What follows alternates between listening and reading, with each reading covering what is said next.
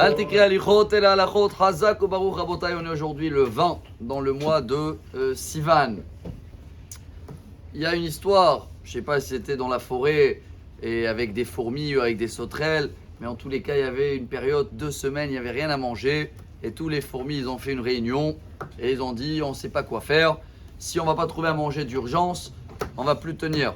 Bon, il y avait apparemment un arbre qui était très très haut et là-bas ils voyaient qu'il y avait des abeilles et tout, donc il fallait grimper jusqu'en haut et essayer de lancer un peu des fruits.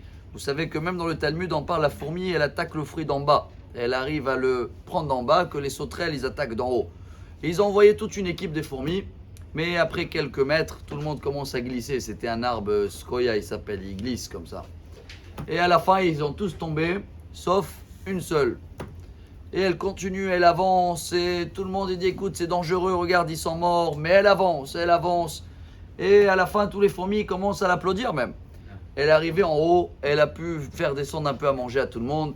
Et à la fin quand elle est descendue, le président de la communauté des fourmis, il a dit on va vous honorer, quelle famille vous êtes? Je suis sourd, elle attendait rien.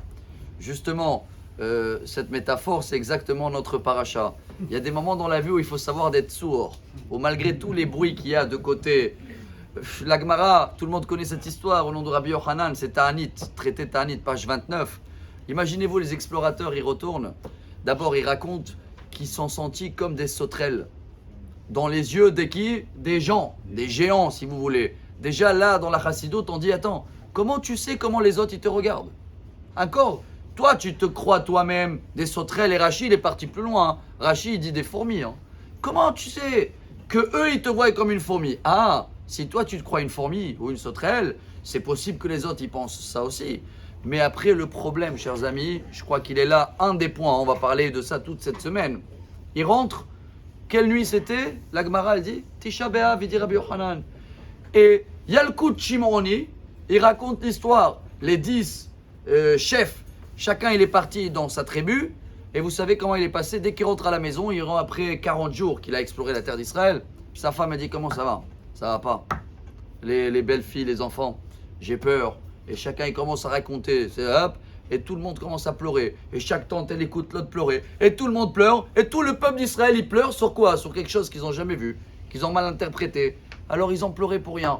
Quand dans la vie, on apprend qu'il faut être sourd, il faut savoir quand tu as un objectif, tu fonces.